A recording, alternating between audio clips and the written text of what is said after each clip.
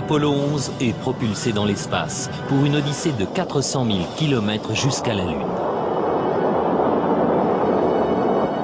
Pendant leur voyage de 8 jours, les astronautes d'Apollo 11 ont pu contempler des vues spectaculaires de la Terre tout en flottant en apesanteur. Et on prétend qu'ils sont allés là où personne n'était jamais allé. Picking up some dust. Forward, forward, just into the right a little. Contact light. Okay, engine stop. We copy you down, Eagle.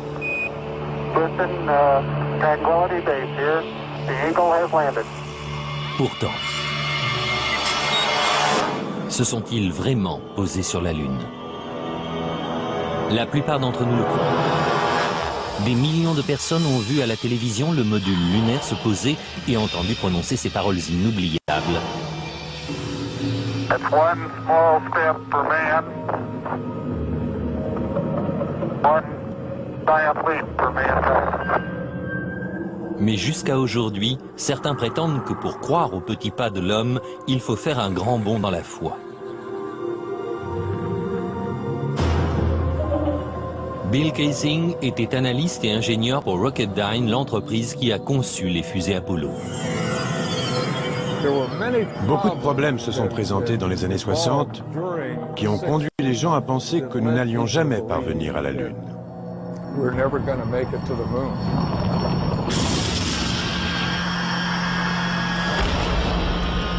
Il y a 30 ans, Bill Kaysing regardait avec le reste du monde Apollo se poser sur la Lune.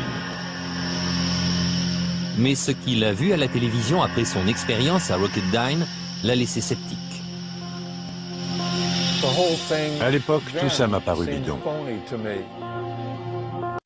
Je pense qu'intuitivement, je savais que ce qu'on nous montrait n'était pas vrai.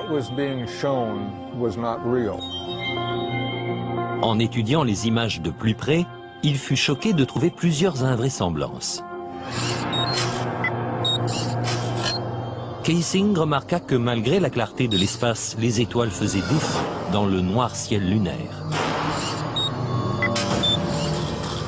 Il a vu le drapeau américain flotter alors qu'il n'y a pas d'air sur la Lune. Et il a découvert qu'il n'y avait pas de cratère sous la capsule lunaire, là où le puissant réacteur aurait dû brûler le sol. Ces preuves ont convaincu Kaysing qu'aucun homme n'avait jamais mis le pied sur la Lune. Mais la NASA réfute ces accusations. Il y aura toujours des gens pour croire aux théories les plus saugrenues. Et l'idée que je ne sais comment nous aurions pu simuler une expédition lunaire est assez saugrenue. Aussi saugrenu que cela puisse paraître, on estime que pas moins de 20% des Américains pensent qu'on n'a jamais marché sur la Lune. Mais comment croire que l'un des plus grands moments de l'histoire de l'humanité est une imposture? La NASA a-t-elle vraiment pu tromper le monde entier? Selon un ancien astronaute, c'est tout à fait envisageable. Je ne peux pas être sûr à 100% que les hommes de la mission Apollo aient marché sur la Lune. Brian O'Leary était astronaute à la NASA dans les années 60 et il fut employé comme conseiller scientifique pendant les missions lunaires Apollo. Il est possible que les hommes de la NASA aient monté l'affaire de toutes pièces, juste pour s'assurer d'être officiellement les premiers à aller sur la Lune. Un objectif à ce point important que les États-Unis se crurent obligés de monter cette supercherie? Pour trouver la réponse, nous devrons revenir 40 ans en arrière, à une époque où l'Amérique et l'Union soviétique étaient embourbées dans la lutte pour la domination du monde. Les gens pensaient que le pays qui gagnerait la course à l'espace gagnerait la guerre froide. Et gagner cette course, c'était arriver les premiers sur la Lune. C'était une époque d'hystérie nationale. Le 4 octobre 1957, les Soviétiques ont terrifié l'Amérique en mettant en orbite Sputnik, le premier satellite de l'histoire. Le New York Times a dû publier un article expliquant aux Américains qu'ils ne transportaient pas de bombes nucléaires pouvant être larguées sur une ville depuis cette altitude. La peur de l'apocalypse nucléaire s'est renforcée dans l'opinion publique américaine lorsque les communistes ont pris la tête de la conquête spatiale. Le porte-parole de la Maison-Blanche a annoncé au Congrès que nous pouvions être menacés d'extinction. Beaucoup craignaient que le but final de l'Union soviétique soit de poser une base de lancement de missiles sur la Lune. Au même moment, le programme spatial américain battait de l'aile. Les chances d'atteindre la Lune et de revenir sur Terre sain et sauf étaient de l'ordre de 0,0017%. Autrement dit, c'était pratiquement impossible.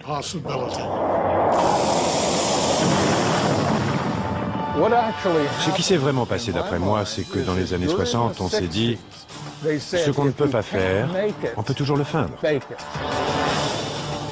Mais si les missions Apollo étaient vraiment simulées, comment a-t-on pu mener à bien une pareille imposture? D'après Kaysing, le décollage de la fusée Saturn V a vraiment eu lieu, mais elle n'a jamais envoyé d'astronautes sur la Lune. Les astronautes sont partis avec Saturn V. Ensuite, et cela explique leur disparition, ils sont juste restés en orbite autour de la Terre pendant 8 jours. Et pendant ce temps-là, on a montré ces images truquées d'astronautes sur la Lune. Mais le 8e jour, la capsule de commande s'est séparée du véhicule et a atterri, comme on a bien sûr pu le voir en images.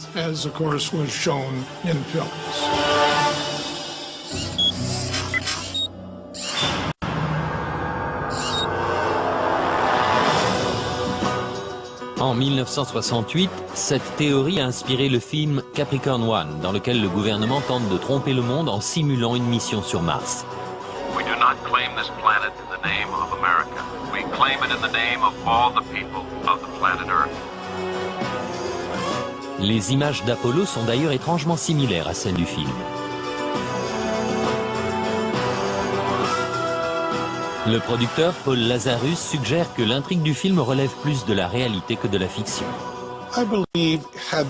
Je pense que la NASA avait les moyens de mener à bien la plus grande imposture de tous les temps. Elle pouvait recréer la scène dans un studio de télévision sans jamais envoyer personne sur la Lune. Je pense que c'était réalisable à l'époque. La technologie le permettait. The pudding is solid. Surface seems powdery. Surface is fine and powdery. I can kick it up loosely with my toe. Dans le film, on a fait ce qu'on a pu avec seulement 4 800 000 $. Mais selon Kaysing, avec ses 40 milliards de dollars de budget, la NASA avait les moyens de monter un canular. Je crois que l'État et la NASA ont simulé l'alunissage tout simplement parce qu'il était techniquement impossible d'y parvenir. Ils ont dû trouver une solution de rechange pour l'opinion publique.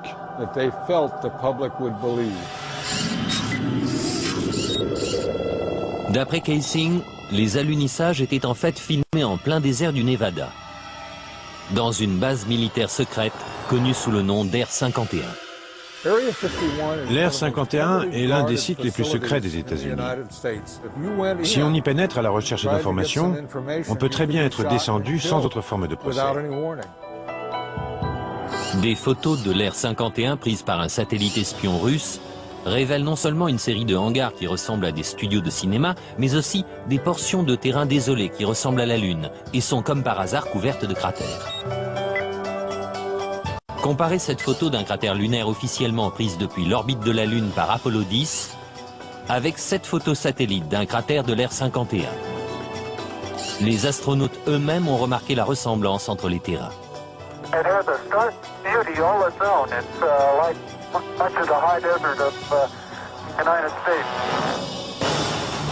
Est-ce qu'on a vraiment pu faire croire à des milliards de personnes que le désert du Nevada était la Lune? Kaysing pense que c'est possible, et que c'est peut-être la vraie raison pour laquelle l'Air 51 est soumise à une telle quarantaine. C'est une base très secrète et pour cause. Sans l'ombre d'un doute, les décors lunaires sont encore là. Et s'ils y sont, on n'est pas prêt de pouvoir y jeter un coup d'œil. Dans la suite de ce programme, si le module lunaire s'est posé avec une poussée de 5000 kg, comment se fait-il que l'explosion n'ait pas donné naissance à un cratère?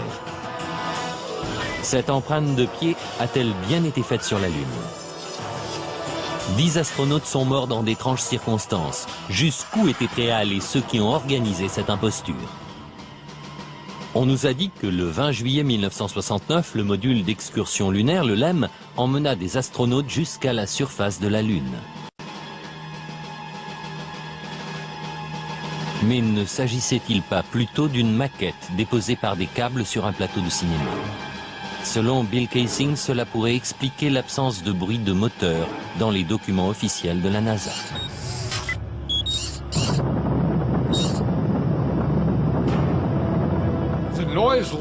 Le bruit d'un moteur de fusée atteint les 140 ou 150 décibels. Autrement dit, c'est un bruit énorme. Comment serait-il possible d'entendre des voix d'astronautes dans le tumulte d'un moteur de fusée en marche? Picking up some dust. 30 feet, 2.5 down. Straight shadow. 4 forward, drift into the right a little. Contact light. Okay, engine stop. Est-ce une preuve que les images sont truquées? Qu'elles auraient été tournées en environnement contrôlé, ici, sur Terre?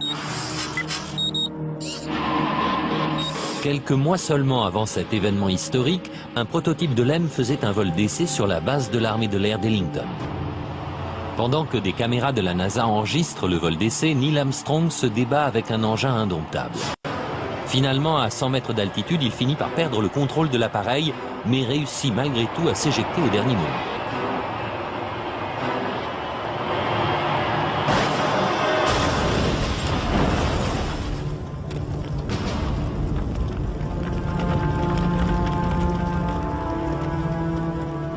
Le module était déjà instable et difficile à piloter dans un environnement terrestre familier. Comment aurait-il pu alors se poser parfaitement sur le terrain inconnu de la Lune? Le LEM avait un seul moteur principal. Et à part ça, il était muni d'un petit réacteur de propulsion et de 2 ou 3 petits réacteurs de poussée au-dessus. Les astronautes étaient censés contrôler l'altitude pendant la descente. Eh bien, je vais vous dire un secret. Si quelqu'un avait bougé d'un poil dans la cabine, ça aurait affecté l'équilibre des poids. Et elle se serait mise à basculer et à tourner sur elle-même.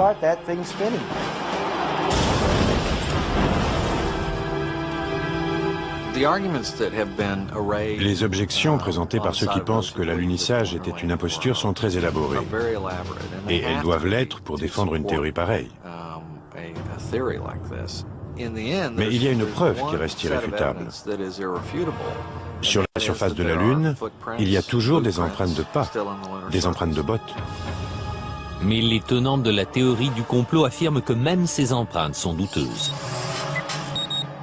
The surface appears to be very fine-grained as you get close to it. It's almost like a powder. Avoir à la fois un moteur aussi puissant qui balaye toute la poussière à la surface de la Lune et des empreintes de pas autour du module lunaire, pour moi, c'est une impossibilité. L'une après l'autre, les photos révèlent que la surface lunaire autour du LEM est couverte de traces de pas. Mais Kaysing dit qu'il y a quelque chose d'encore plus difficile à expliquer. Le fait que l'alunissage n'ait pas créé de cratère est pour moi l'une des preuves les plus concluantes en faveur de l'imposture. En fait, aucun cratère n'est visible lors des 6 alunissages.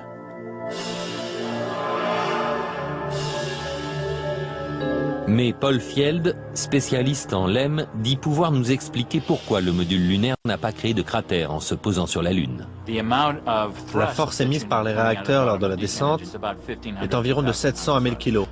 Ça fait seulement voler de la poussière, ça ne fait rien brûler. Et pourtant, même les illustrations scientifiques de la NASA montrent clairement un cratère sous le module. Et puis il y a encore une chose. S'il s'était vraiment posé sur la Lune, cette poussière serait ensuite retombée. Or, on n'observe pas la moindre trace de poussière sur les pieds du module lunaire. Cela seul a suffi à me faire penser que ce que je voyais ne pouvait pas être un module qui s'était posé sur la Lune. Le LEM n'était-il qu'un prototype installé sur un décor de cinéma? L'empreinte qu'Armstrong a laissée en disant « un petit pas pour l'homme, un grand bond pour l'humanité » a très bien pu être faite sur l'Air 51.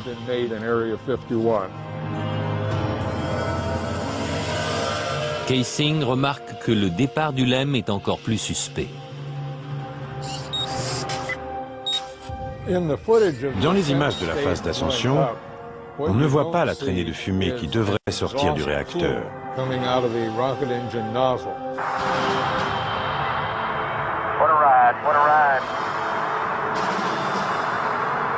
Que voit-on? On voit le module décoller tout d'un coup, sans la moindre fumée, comme s'il était juste hissé à l'aide d'un câble. Est-ce la preuve qu'il s'agissait d'un complot? Le gouvernement était-il capable d'une mystification d'une telle envergure?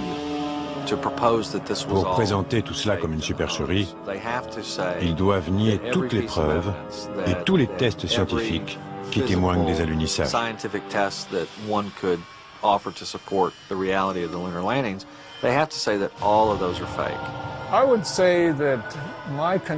Ma conviction qu'Apollo était une imposture ne se basait pas sur une preuve en particulier, c'était tout un ensemble. Tout ça était bidon.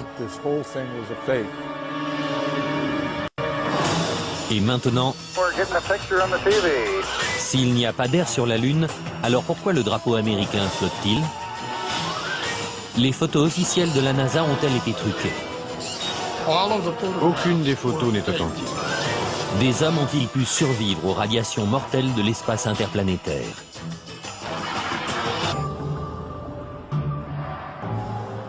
Si les alunissages ont vraiment été filmés dans un studio de cinéma, alors où sont les preuves?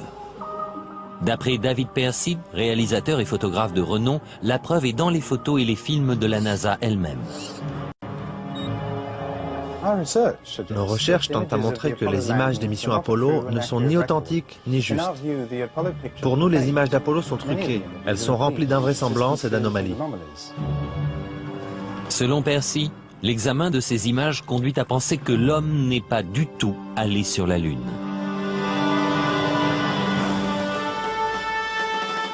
La célèbre image d'un homme faisant ses premiers pas sur la Lune. L'une des plus marquantes de notre histoire. Mais pourquoi des images d'une telle importance sont-elles si floues et difficiles à voir?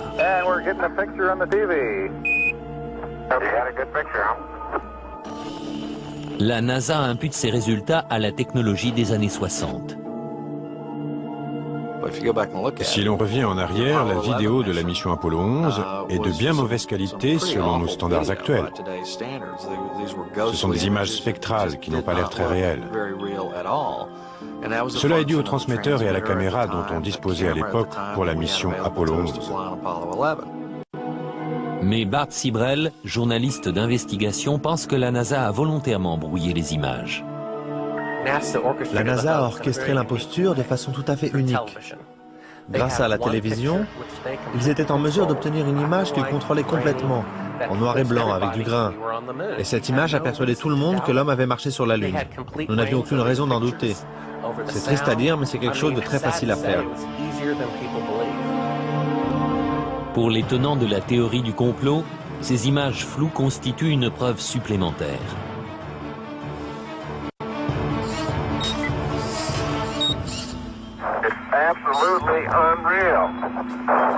Apparemment, les astronautes se déplacent dans la pesanteur lunaire, qui est 6 fois plus faible que celle de la Terre.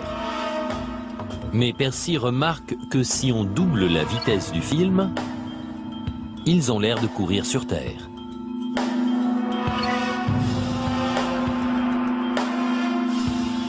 Même chose avec le patrouilleur lunaire. En accéléré, on dirait qu'il se déplace sur Terre. Mais une autre question est particulièrement troublante.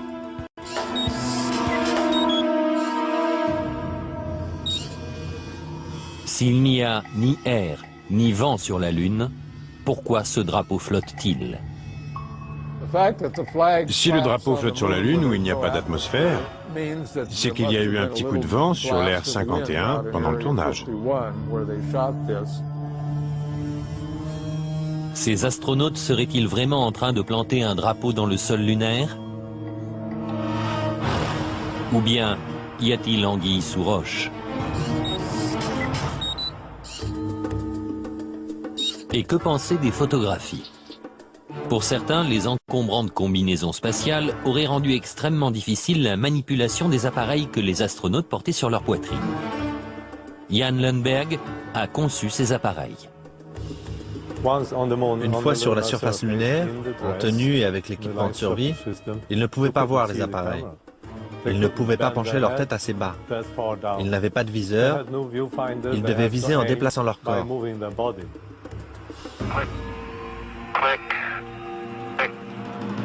Si les appareils étaient si difficiles à manipuler, comment des milliers de photos ont-elles pu être prises avec une clarté cristalline et un cadrage précis? En apparence, ces photos prises sur la Lune sont absolument parfaites.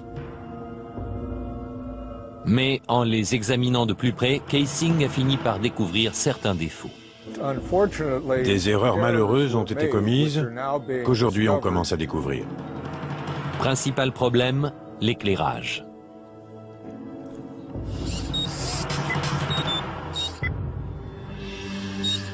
Sur la Lune, la seule source de lumière pour les astronautes était le Soleil.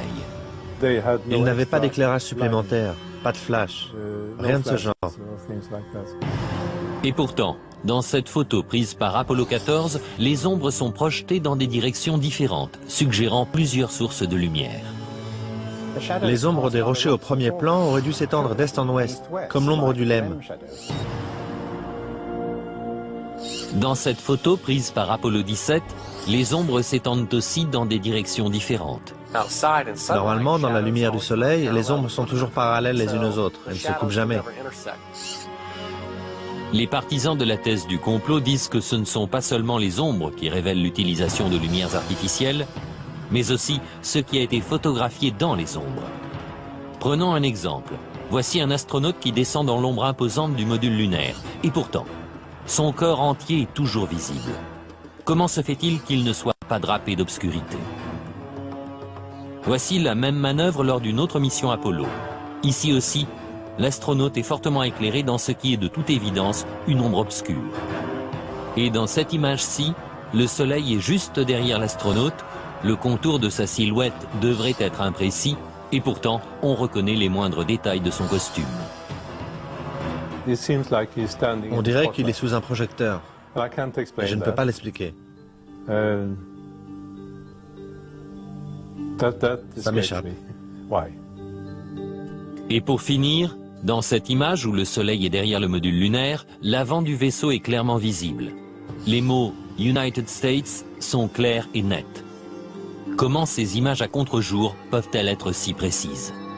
Parce qu'il y a plus d'une source de lumière, ce qui veut dire qu'ils ne sont pas sur la Lune. Mais la NASA réfute tous ces arguments. On conteste beaucoup l'authenticité des photos prises par Apollo. Et les objections sont si nombreuses que ce serait une vraie perte de temps de répondre à chacune d'entre elles. Mais ce n'est pas tout. Pourquoi certaines de ces images, prises à des moments différents et en des endroits différents, présentent-elles un arrière-plan identique? Ces deux photos semblent avoir les mêmes montagnes pour toile de fond. Et pourtant, le module lunaire n'est présent que sur l'une d'entre elles. Ce qui est tout simplement impossible puisque le LEM ne s'est jamais déplacé et que sa base est restée sur la Lune.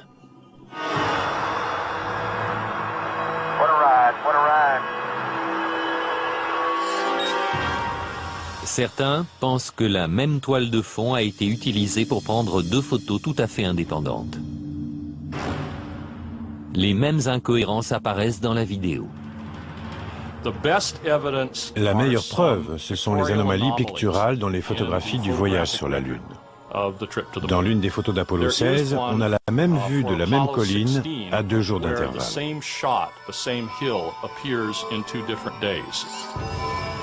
Cette vidéo a été prise lors de la première des excursions lunaires d'Apollo 16. Et celle-ci, le jour suivant, à un autre endroit. La NASA prétend que le deuxième site était à 4 km, mais si l'on superpose les deux vidéos, les sites se révèlent identiques. Les partisans de la théorie du complot voient là une preuve que nous ne sommes pas allés sur la Lune. Pour leurs adversaires, c'est juste une erreur de montage. Les partisans de la thèse du complot soutiennent qu'un examen plus détaillé des photographies révèle des preuves de trucage.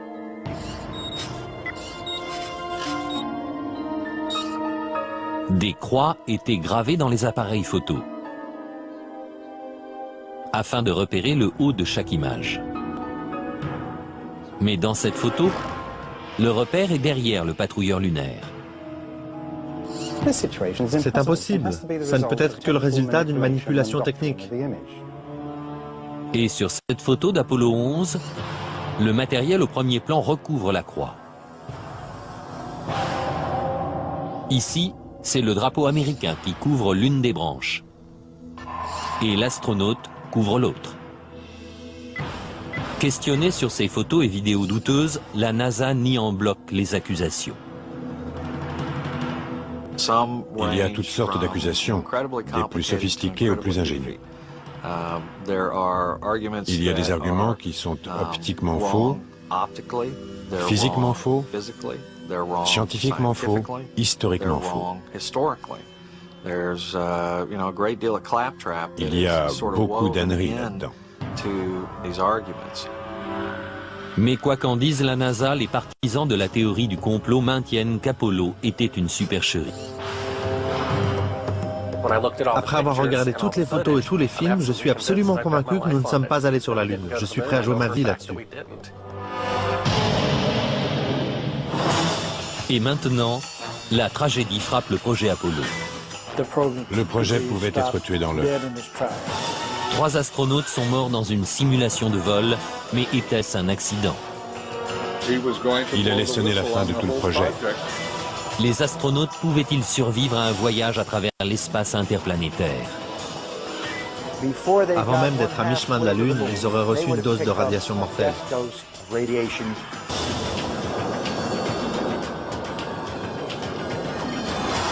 S'il y a vraiment eu complot, comment la NASA a-t-elle pu organiser une aussi vaste supercherie sans que quelqu'un ne tire la sonnette d'alarme de l'intérieur?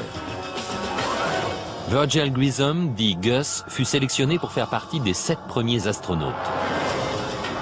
Père de famille et vétéran de plusieurs vols spatiaux, ce héros national allait sans doute être choisi pour être le premier homme à marcher sur la Lune. Mais Grissom était aussi un adversaire déclaré du programme spatial. Il aurait affirmé « Quelqu'un va être tué ». Malheureusement, les pires craintes de Grissom se sont réalisées. Le 27 janvier 1967, 2 ans avant le premier alunissage, Grissom et son équipe embarquèrent dans la capsule Apollo 1 pour une simulation grandeur nature. Les problèmes ont commencé presque immédiatement. D'abord avec les systèmes de communication.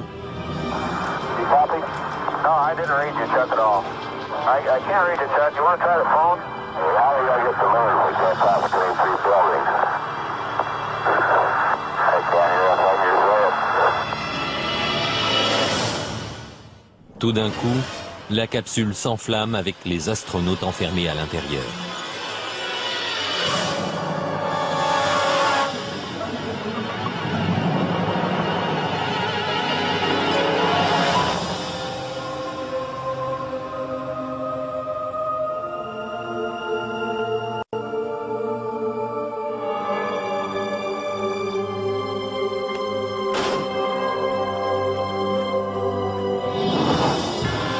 Gus Grissom,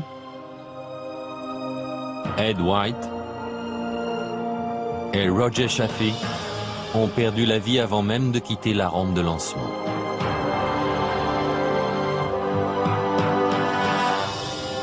La famille de Gus Grissom pense que l'incendie d'Apollo 1 n'était pas un accident. Je crois que c'était un sabotage volontaire.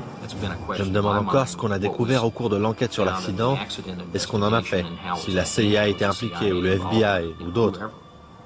Mais je sais que c'était volontaire. La famille de Grissom ne sait pas qui est responsable de sa mort ni pourquoi ça s'est passé. Mais ils disent que la NASA est au courant. Vous savez, Gus a donné sa vie pour ce programme et je pense que c'est à la NASA de nous donner une réponse directe sur ce qui s'est vraiment passé. Gus Grissom et les astronautes d'Apollo 1 furent-ils les victimes d'un accident tragique ou les a-t-on volontairement réduits au silence parce qu'ils en savaient trop? On ne le saura peut-être jamais. La cause de l'incendie reste mystérieuse et la capsule est toujours sous-scellée dans une base militaire.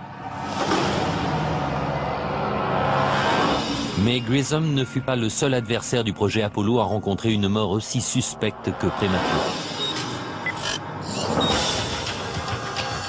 Thomas Ronald Barron était inspecteur de la sécurité pendant la construction d'Apollo 1. Après l'incendie, Barron a affirmé devant le Congrès que le projet Apollo était tellement mal en point que les États-Unis n'arriveraient jamais sur la Lune. Il soutenait que ses opinions faisaient de lui une cible. Has there been any pressure on you by NASA? Nothing. We were, my wife and I were somewhat harassed at home when the first thing broke some time back, but it's gone away now. Lors de son témoignage, Barron présenta un rapport de 500 pages donnant le détail de ses découvertes.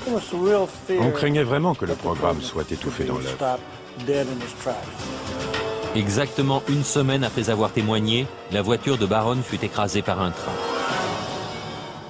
Barron, sa femme et sa belle-fille furent tués sur le coup.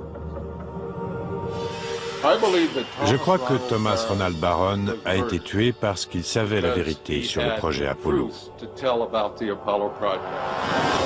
Le rapport Barron a disparu mystérieusement et jusqu'à ce jour, on ne l'a pas retrouvé.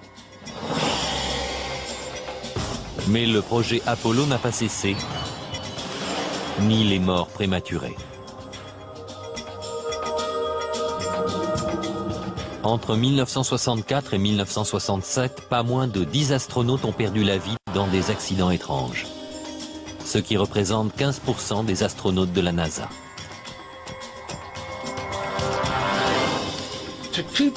Pour garder un secret bien protégé, on doit éliminer toutes les personnes qui sont capables de le révéler. Le gouvernement aurait-il pu aller si loin et mettre au point une imposture aussi élaborée? Selon la NASA, c'est impossible. Il y avait probablement 250 000 personnes directement impliquées dans le projet Apollo et environ 500 000 indirectement. 750 000 personnes ne peuvent pas garder un secret. C'est impossible. Mais Bart Sibrel insiste pour dire que la plupart des employés ne savaient rien de l'imposture. Très peu de gens étaient au courant à la NASA. C'est tellement départementalisé. Quelqu'un fabrique des boulons à Houston. Un autre s'occupe de ceci ou cela à Seattle ou en Floride. Personne n'a de vue d'ensemble de quoi que ce soit, à part une poignée de gens. Si les partisans de la théorie du complot ont raison, et que seulement très peu de gens connaissaient toute l'histoire, alors la vérité pourrait rester enterrée pour toujours. Dans la suite de notre programme, les astronautes auraient-ils pu survivre aux radiations mortelles de l'espace? Leur faire traverser la ceinture de radiation aurait été impossible. Des morts suspectes, des photos truquées et des drapeaux flottant dans le vide spatial, autant de raisons de douter.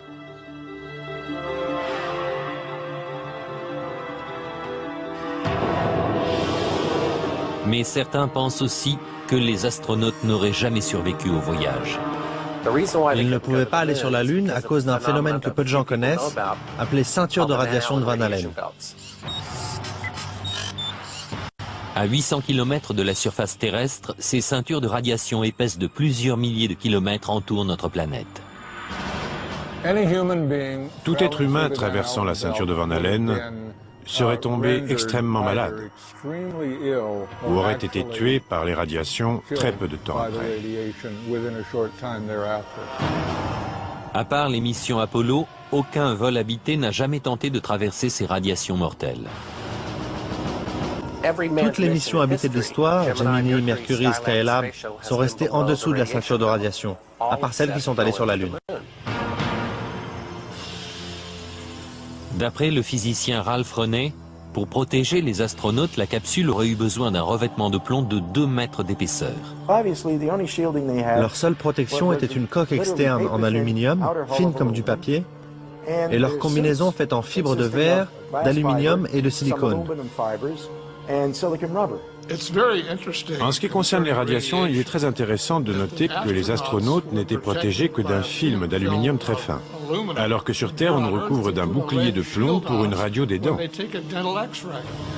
Mais pour certains, même en ayant échappé à la ceinture de Van Allen, les astronautes auraient fini par être tués par des doses plus fortes encore rencontrées plus loin dans l'espace. En effet, des explosions violentes à la surface du Soleil, les orages magnétiques, remplissent l'espace d'une radioactivité intense. Un orage magnétique peut multiplier l'intensité des ceintures de radiation par 1000. D'après René, la mission Apollo 16 coïncide avec l'un des plus intenses orages jamais observés sur le Soleil. Une immense éruption a fait le tour du Soleil, la plus grande éruption du XXe siècle. Elle ne s'est pas arrêtée pendant 3 ou 4 jours, parcourant lentement toute sa surface. Bien que les effets des radiations soient terrifiants, la perte de cheveux, le cancer, les éruptions solaires n'ont fait aucun mal à l'équipage d'Apollo 16.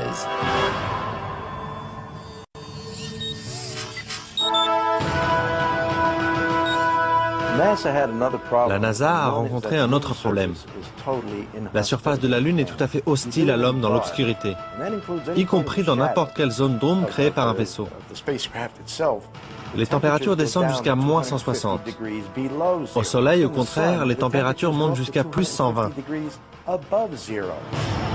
René affirme aussi que ces tenues spatiales avec un liquide de refroidissement intégré ne pouvaient pas protéger de la chaleur intense et des radiations.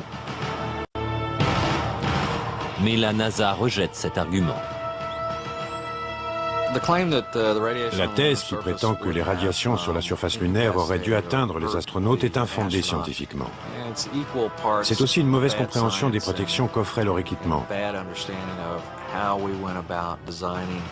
Les costumes spatiaux qu'ils portaient étaient incroyablement résistants à beaucoup de choses.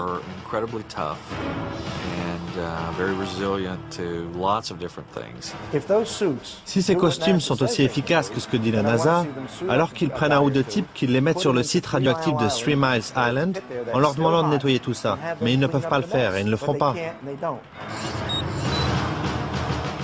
Aucun des astronautes d'Apollo n'a jamais été atteint d'une maladie grave à la suite d'un voyage sur la Lune. Parce qu'ils n'ont jamais quitté l'atmosphère terrestre? C'est la principale raison pour laquelle les Russes n'ont jamais vraiment voulu envoyer des hommes sur la Lune. Était-ce la peur des radiations mortelles qui poussa les Russes à abandonner leur projet de voyage sur la Lune? D'après l'un de leurs principaux cosmonautes, ce facteur fut déterminant. Bien sûr, nous étions inquiets à l'idée de nous jeter dans l'inconnu de l'espace. Bien sûr, nous avions peur. Nous n'avions aucune idée des effets possibles de ces radiations sur l'être humain. Nous imaginions même qu'elles pouvaient pénétrer le vaisseau spatial lui-même.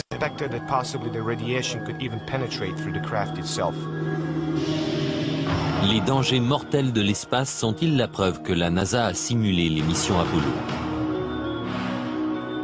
Jusqu'à ce jour, les Russes n'ont jamais envoyé d'hommes sur la Lune.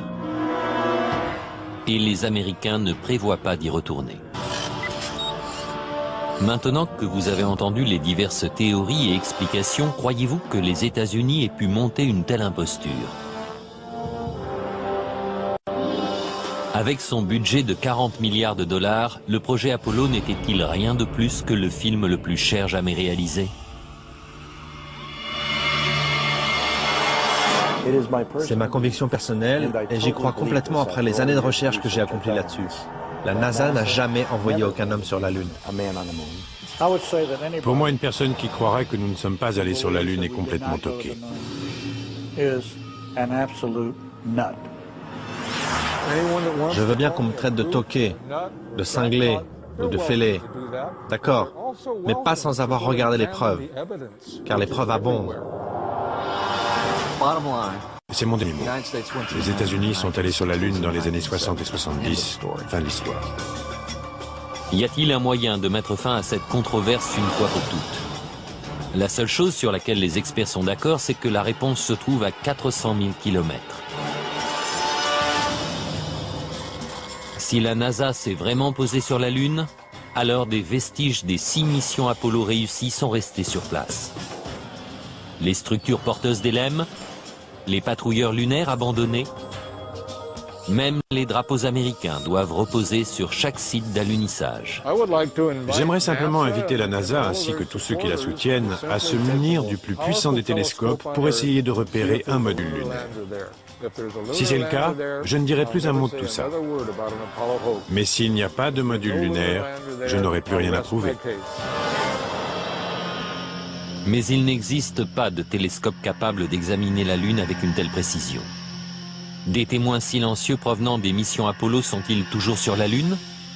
À moins que la théorie du complot ne soit vraie. Dans 2 ans, le Japon enverra une sonde pour prendre des photos rapprochées de la surface de la Lune. Que trouveront-ils?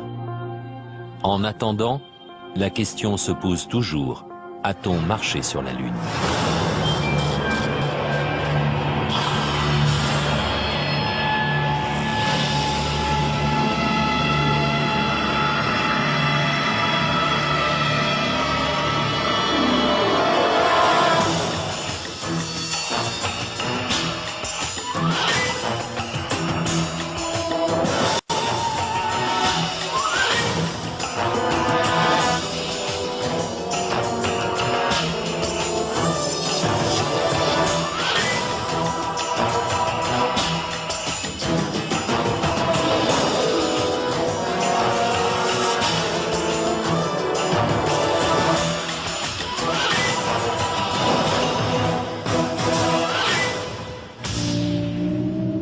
Le drapeau flotte sur la Lune où il n'y a pas d'atmosphère, c'est qu'il y a eu un petit coup de vent sur l'Air 51 pendant le tournage. Ces astronautes seraient-ils vraiment en train de planter un drapeau dans le sol lunaire? Ou bien y a-t-il anguille sous roche? Et que penser des photographies? Pour certains, les encombrantes combinaisons spatiales auraient rendu extrêmement difficile la manipulation des appareils que les astronautes portaient sur leur poitrine. Jan Lundberg a conçu ces appareils. Une fois sur la surface lunaire, en tenue et avec l'équipement de survie, ils ne pouvaient pas voir les appareils. Ils ne pouvaient pas pencher leur tête assez bas. Ils n'avaient pas de viseur. Ils devaient viser en déplaçant leur corps.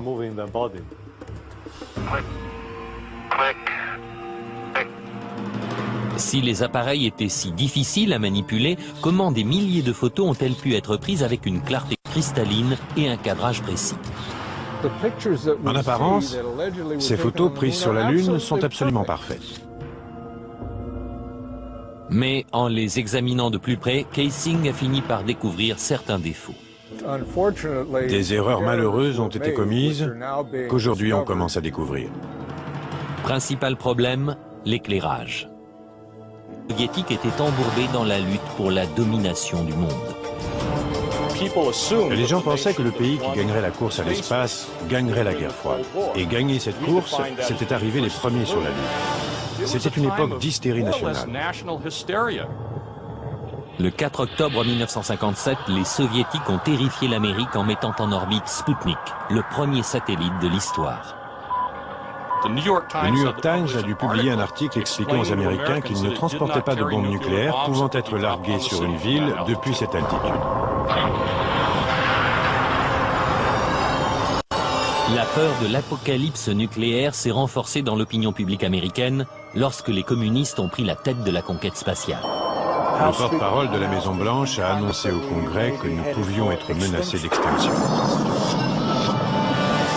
Beaucoup craignaient que le but final de l'Union soviétique soit de poser une base de lancement de missiles sur la Lune. Au même moment, le programme spatial américain battait de l'aile. Les chances d'atteindre la Lune et de revenir sur Terre sain et sauf étaient de l'ordre de 0,0017%.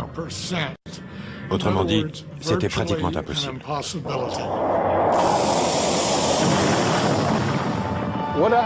Ce qui s'est vraiment passé d'après moi, c'est que dans les années 60, on s'est dit « ce qu'on ne peut pas faire, on peut toujours le feindre ». Le producteur Paul Lazarus suggère que l'intrigue du film relève plus de la réalité que de la fiction. Je pense que la NASA avait les moyens de mener à bien la plus grande imposture de tous les temps. Elle pouvait recréer la scène dans un studio de télévision sans jamais envoyer personne sur la Lune. Je pense que c'était réalisable à l'époque. La technologie le permettait. The footing solid. Surface seems powdery. Surface is fine and powdery. I can pick it up loosely with my toe. Dans le film, on a fait ce qu'on a pu avec seulement 4 800 000 $.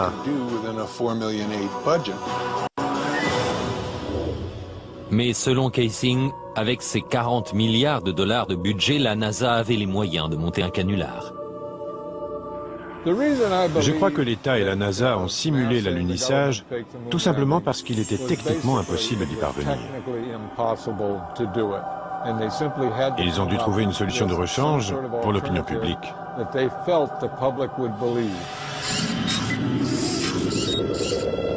D'après Kaysing, les alunissages étaient en fait filmés en plein désert du Nevada, dans une base militaire secrète connue sous le nom d'Air 51.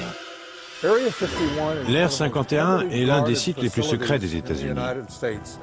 Si on y pénètre à la recherche d'informations, Le module lunaire s'est posé avec une poussée de 5000 kg. Comment se fait-il que l'explosion n'ait pas donné naissance à un cratère? Cette empreinte de pied a-t-elle bien été faite sur la Lune? 10 astronautes sont morts dans d'étranges circonstances. Jusqu'où étaient prêts à aller ceux qui ont organisé cette imposture? On nous a dit que le 20 juillet 1969, le module d'excursion lunaire, le LEM, emmena des astronautes jusqu'à la surface de la Lune. Mais ne s'agissait-il pas plutôt d'une maquette déposée par des câbles sur un plateau de cinéma? Selon Bill Kaysing, cela pourrait expliquer l'absence de bruit de moteur dans les documents officiels de la NASA.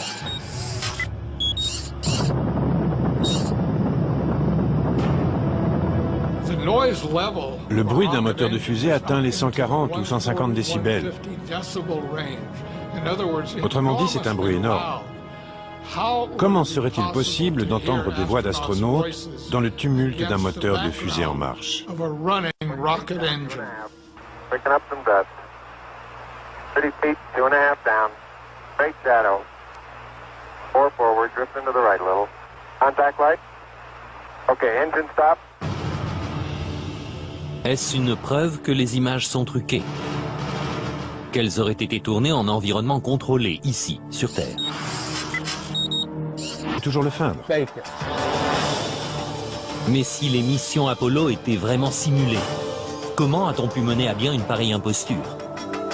D'après Kaysing, le décollage de la fusée Saturne V a vraiment eu lieu, mais elle n'a jamais envoyé d'astronautes sur la Lune. Les astronautes sont partis avec Saturne V. Ensuite, et cela explique leur disparition, ils sont juste restés en orbite autour de la Terre pendant 8 jours. Et pendant ce temps-là, on a montré ces images truquées d'astronautes sur la Lune.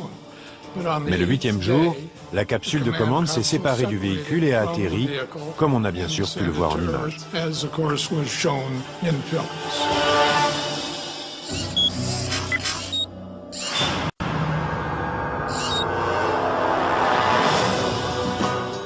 En 1968, cette théorie a inspiré le film Capricorn One, dans lequel le gouvernement tente de tromper le monde en simulant une mission sur Mars. We do not claim this planet in the name of America. We claim it in the name of all the people of the planet Earth.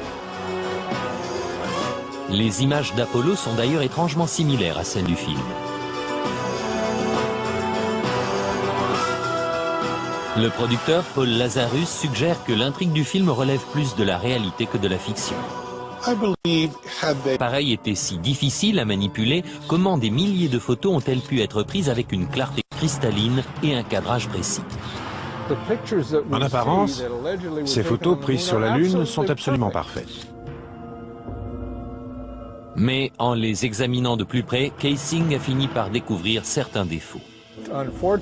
Des erreurs malheureuses ont été commises qu'aujourd'hui on commence à découvrir. Principal problème, l'éclairage.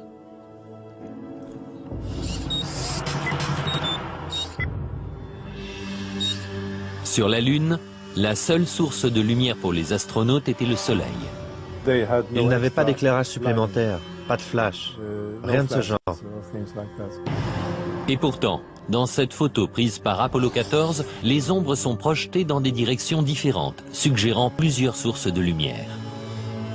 Les ombres des rochers au premier plan auraient dû s'étendre d'est en ouest, comme l'ombre du Lem. Dans cette photo prise par Apollo 17, les ombres s'étendent aussi dans des directions différentes. Normalement, dans la lumière du soleil, les ombres sont toujours parallèles les unes aux autres, elles ne se coupent jamais. Les partisans de la thèse du complot disent que ce ne sont pas seulement les ombres qui révèlent l'utilisation de lumières artificielles, mais aussi ce qui a été photographié dans les ombres. Prenons un exemple. Voici un astronaute qui descend dans l'ombre Passé. Gus Grissom et les astronautes d'Apollo 1 furent-ils les victimes d'un accident tragique ou les a-t-on volontairement réduits au silence parce qu'ils en savaient trop? On ne le saura peut-être jamais. La cause de l'incendie reste mystérieuse et la capsule est toujours sous-scellée dans une base militaire. Mais Grissom ne fut pas le seul adversaire du projet Apollo à rencontrer une mort aussi suspecte que prématurée. Thomas Ronald Barron était inspecteur de la sécurité pendant la construction d'Apollo 1. Après l'incendie, Barron a affirmé devant le Congrès que le projet Apollo était tellement mal en point que les États-Unis n'arriveraient jamais sur la Lune. Il soutenait que ses opinions faisaient de lui une cible. Has there been any pressure on you by NASA? Nothing. We were, my wife and I were somewhat harassed at home when this first thing broke some time back, but it's gone away now. Lors de son témoignage, Barron présenta un rapport de 500 pages donnant le détail de ses découvertes.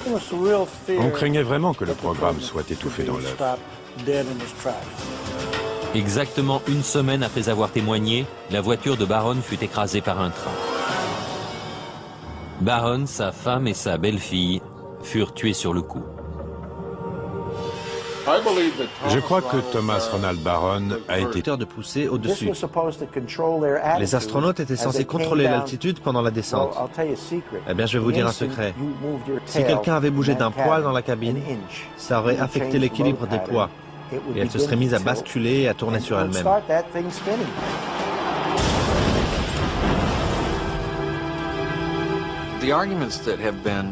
Les objections présentées par ceux qui pensent que l'alunissage était une imposture sont très élaborées. Et elles doivent l'être pour défendre une théorie pareille. Mais il y a une preuve qui reste irréfutable. Sur la surface de la Lune, il y a toujours des empreintes de pas, des empreintes de bottes. Mais les tenants de la théorie du complot affirment que même ces empreintes sont douteuses. The surface appears to be very fine-grained as you get close to it. It's almost like a powder. Avoir à la fois un moteur aussi puissant qui balaye toute la poussière à la surface de la Lune et des empreintes de pas autour du module lunaire, pour moi, c'est une impossibilité.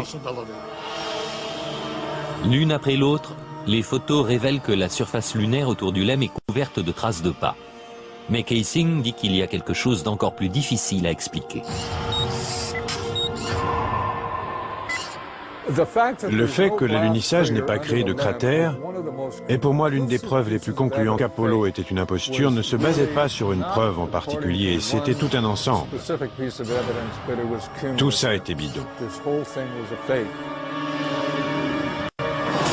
Et maintenant, s'il n'y a pas d'air sur la Lune, alors pourquoi le drapeau américain flotte-t-il? Les photos officielles de la NASA ont-elles été truquées? Aucune des photos n'est authentique. Des hommes ont-ils pu survivre aux radiations mortelles de l'espace interplanétaire?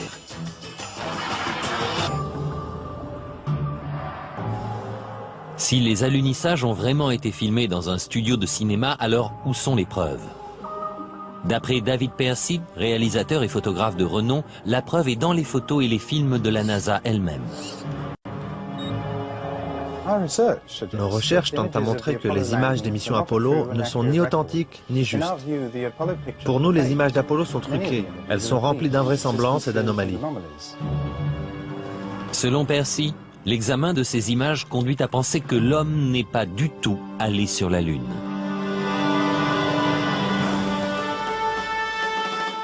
La célèbre image d'un homme faisant ses premiers pas sur la Lune. L'une des plus marquantes de notre histoire. Mais pourquoi des images d'une telle importance sont-elles si floues et difficiles à voir? Les photos officielles de la NASA ont-elles été truquées? Aucune des photos n'est authentique. Des hommes ont-ils pu survivre aux radiations mortelles de l'espace interplanétaire?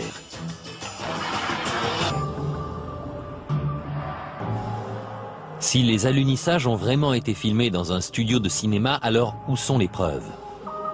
D'après David Percy, réalisateur et photographe de renom, la preuve est dans les photos et les films de la NASA elle-même. Nos recherches tentent à montrer que les images des missions Apollo ne sont ni authentiques ni justes. Pour nous, les images d'Apollo sont truquées. Elles sont remplies d'invraisemblances et d'anomalies. Selon Percy, l'examen de ces images conduit à penser que l'homme n'est pas du tout allé sur la Lune.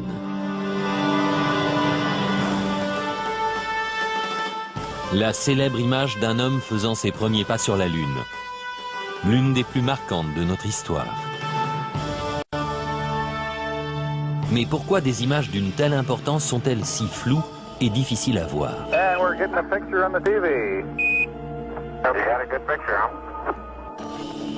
La NASA impute ses résultats à la technologie des années 60. Si l'on revient en arrière, la vidéo de la mission Apollo 11 est de bien mauvaise qualité selon nos standards actuels. Ce sont des images... La surface de la Lune est tout à fait hostile à l'homme dans l'obscurité, y compris dans n'importe quelle zone d'ombre créée par un vaisseau. Les températures descendent jusqu'à moins 160. Au Soleil, au contraire, les températures montent jusqu'à plus 120. René affirme aussi que ces tenues spatiales avec un liquide de refroidissement intégré ne pouvaient pas protéger de la chaleur intense et des radiations. Mais la NASA rejette cet argument. La thèse qui prétend que les radiations sur la surface lunaire auraient dû atteindre les astronautes est infondée scientifiquement. C'est aussi une mauvaise compréhension des protections qu'offrait leur équipement. Les costumes spatiaux qu'ils portaient étaient incroyablement résistants à beaucoup de choses.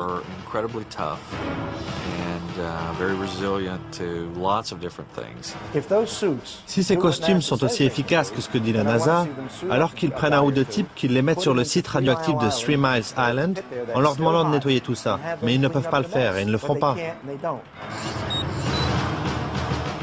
Aucun des astronautes d'Apollo n'a jamais été atteint d'une maladie grave à la suite d'un voyage sur la Lune. Parce qu'ils n'ont jamais quitté l'atmosphère terrestre? C'est la principale raison pour laquelle les Russes n'ont jamais vraiment voulu envoyer des hommes sur la Lune.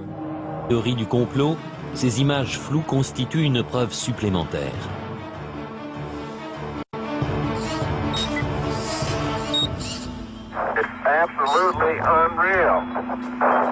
Apparemment, les astronautes se déplacent dans la pesanteur lunaire, qui est 6 fois plus faible que celle de la Terre.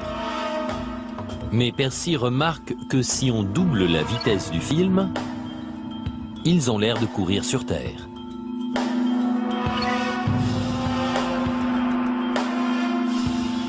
Même chose avec le patrouilleur lunaire. En accéléré, on dirait qu'il se déplace sur Terre. Mais une autre question est particulièrement troublante.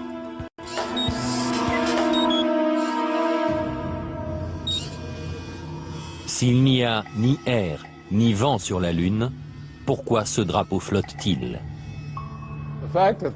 Si le drapeau flotte sur la Lune où il n'y a pas d'atmosphère, c'est qu'il y a eu un petit coup de vent sur l'Air 51 pendant le tournage.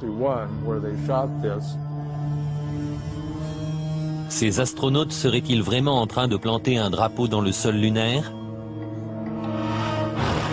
Ou bien y a-t-il anguille sous roche? Et que penser des photographies? Pour certains, les encombrantes combinaisons spatiales auraient rendu extrêmement difficile